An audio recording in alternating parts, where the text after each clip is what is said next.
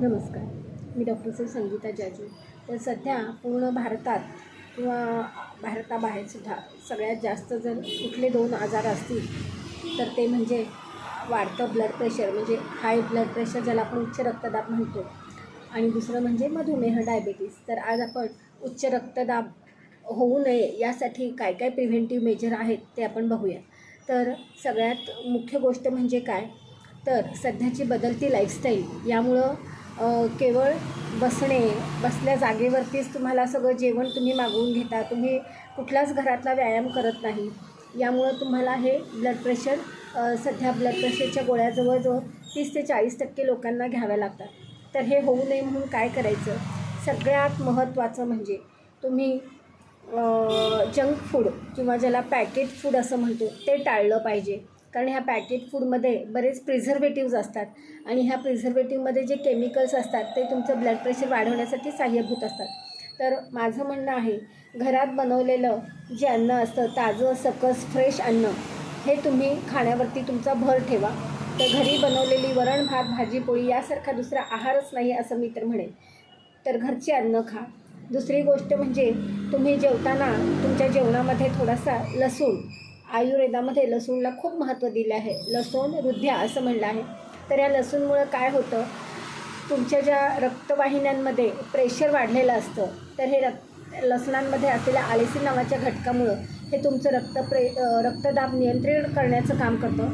पण डायरेक्ट कच्चा लसूण न खाता तुम्ही तो लसूण थोडासा तुपात भाजून मग रोज 5-6 एक त्याच्या पुड्या खाल्ल्या तर तुम्हाला नक्कीच तुमचं रक्तदाब नियंत्रणात आणण्यासाठी मदत होईल. तिसरी गोष्ट म्हणजे व्यायाम हा अतिशय महत्त्वाचा घटक आहे. तुम्ही काय करता, आजकाल 7-7, 8-8 तास एका ठिकाणी बसून काम करता. काम केलं, बसल्या जागेवरती तुम्हाला जेवण येतं आणि जेवले की तुम्ही झोपता. तर हे असं उपयोगाचं नाही आहे. तुम्हाला कमीत कमी रोज सकाळी अर्धा तास चालण्याचा, फिरण्याचा किंवा वॉकिंग करा, सायकलिंग करू शकता, तुम्ही पोहण्याचा व्यायाम करू शकता, तुम्ही जिम जॉईन करू शकता, तुम्ही स्ट्रेनियस एक्सरसाइज करू शकता किंवा एखादा जिम ट्रेनर लावून ते व्यायाम करू शकता. किंवा आठवड्यातनं 6 दिवशी 6 प्रकारचा व्यायाम, जसे एक दिवशी तुम्ही सायकलिंग केली, दुसऱ्या दिवशी तुम्ही पोहण्याचा व्यायाम करू शकता, तिसऱ्या दिवशी तुम्ही दोरी उड्या आणि योगासनं करू शकता, तिसऱ्या दिवशी तुम्ही लॉंग वॉकला जाऊ शकता, चौथ्या दिवशी 5व्या दिवशी तुम्ही रनिंग करू शकता. तर असे विविध प्रकारचे व्यायाम तुम्हाला दररोज न चुकता करायचे आहेत, म्हणजे तुम्हाला हाय ब्लड प्रेशर होणार नाही. आणि चौथी गोष्ट म्हणजे काय, तर तुम्हाला थोडंसं मेडिटेशन किंवा ज्याला मी तर म्हणेल नामस्मरण जरी केलं तरी तुमच्या डोक्यात ज्या असंख्य विचारांची खिचडी चालू असते ते विचार तुमचे थोडेसे दूर राहतात आणि साहजिकच तुम्हाला मग ब्लड प्रेशर हे लागण्याची शक्यता खूप कमी असते. नंतर जेवणामध्ये, आहारामध्ये काय करायचं, तर पोटॅशियम आणि मॅग्नेशियमयुक्त आहार घ्यायचा. तर पोटॅशियम आणि मॅग्नेशियम लेवल बरेच डॉक्टर सप्लिमेंटरीसुद्धा देतात त्याच्यासाठी.